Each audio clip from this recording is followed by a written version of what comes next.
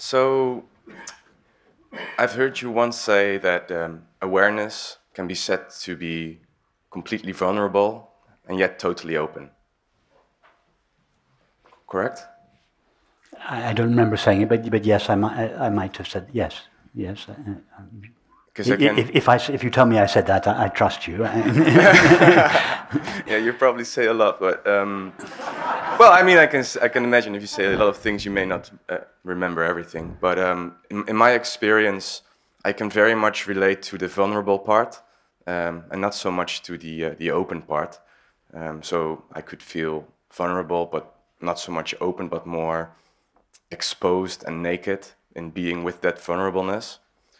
A few weeks ago, through the webinar, you gave me the instructions to let the sense of lack, of existential lack, of unmet needs, of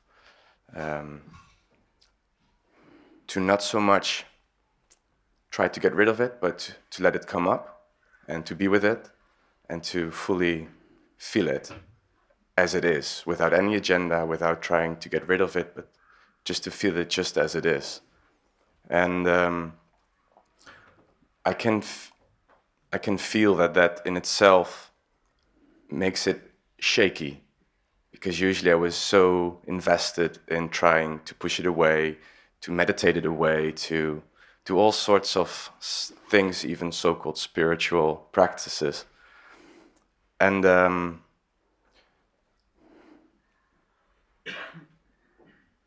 it's the question that I'm left with is that in the face of being with that vulnerableness, sometimes my mind becomes so active, even though I'm very much in touch with the feeling, still my mind takes a loop and wonders whether being with those feelings is either a form of going like a regression of development, or whether it is an increase of development of consciousness.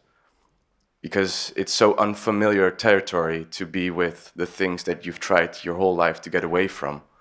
So I'm wondering if you could give me some directions in that, how to be with that.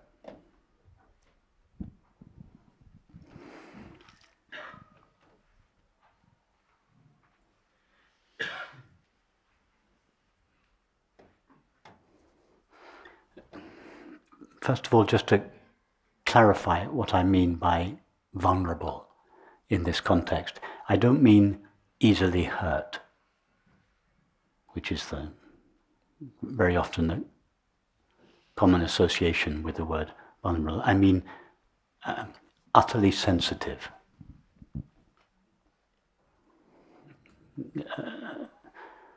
Awareness it cannot be hurt, but is utterly sensitive to everything, completely open to everything, without resistance to any experience, however pleasant or painful it may be. I mean vulnerable in that sense.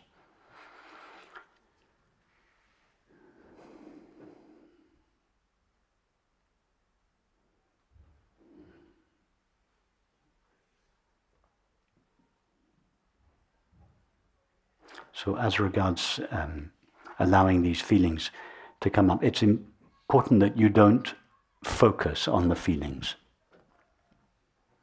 Make sure that you have, first of all, established yourself as the space of awareness, and that you are allowing the feelings, instead of pushing them away, you are allowing them to come close, but you're not focusing on them. You're not fixating on them. You're not doing anything to them. So it's very important that you first of all establish that you are the space, and you remain as that space, and you not only understand, but you feel as that space, that you are incapable of resistance. How could this physical space, relatively speaking, resist anything that takes place within it? The space doesn't know the meaning of resistance.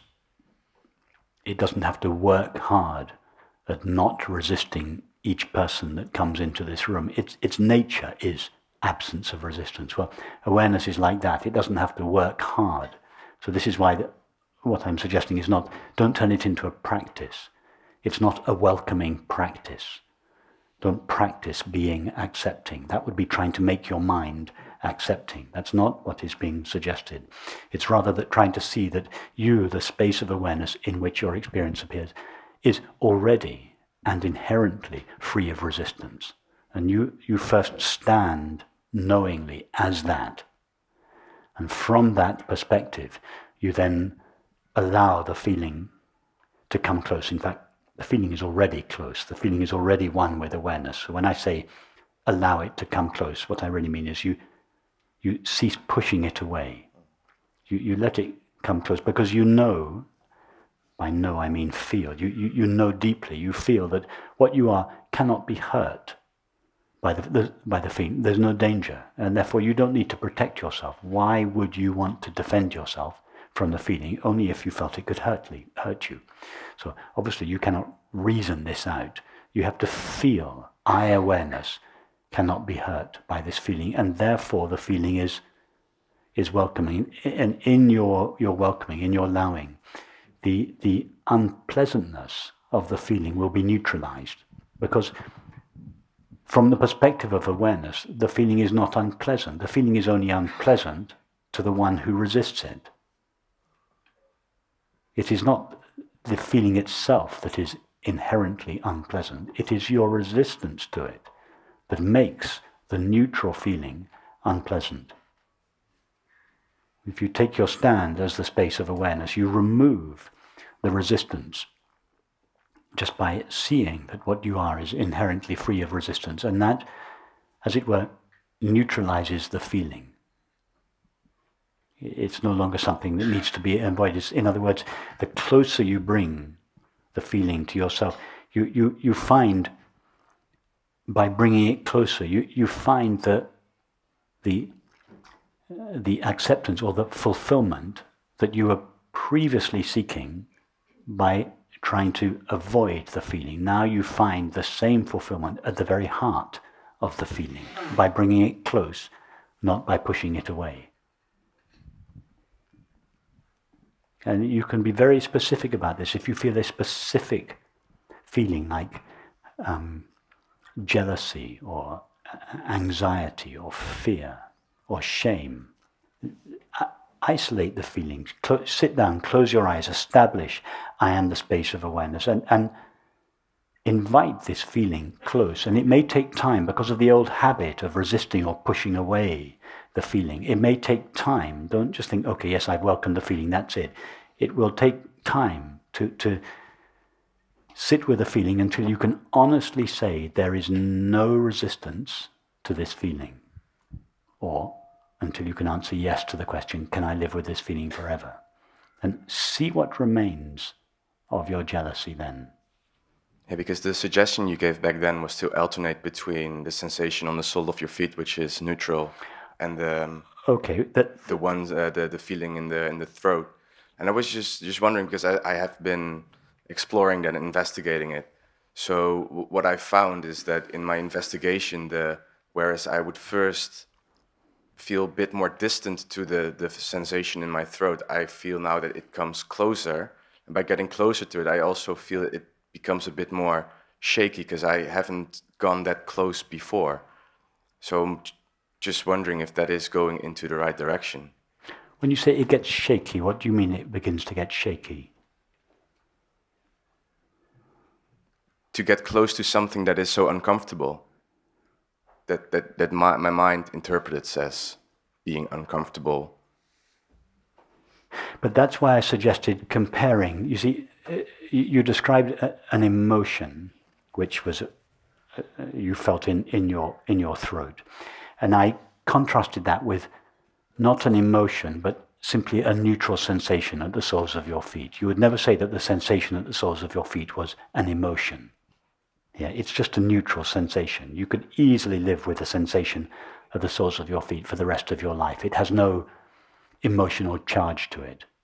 So the reason I suggested going back and forth with your attention from the sensation at the soles of your feet to this sensation in your throat, which is charged with emotion, is to go back and forth until you feel that there's no difference between them. Because actually the sensation in your throat is just a sensation in your throat which you have invested with emotion. So what I'm trying to get you is to feel the sensation so cleanly and so intimately that you just feel the raw sensation in the same way that you now feel the raw sensation of the soles of your feet. So it was a comparison to go back and forth until they both have the same quality, and until there's no more impulse in you to resist the sensation in your throat than there is to resist the sensation at the soles of your feet. That's when you know that the emotion in your throat has been neutralized.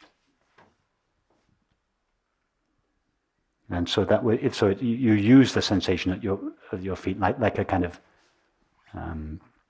it's like a kind of mean. Any emotion that you take, you could compare it with a neutral sensation, such as the soles of your feet, and go back and forth until they both have the same quality.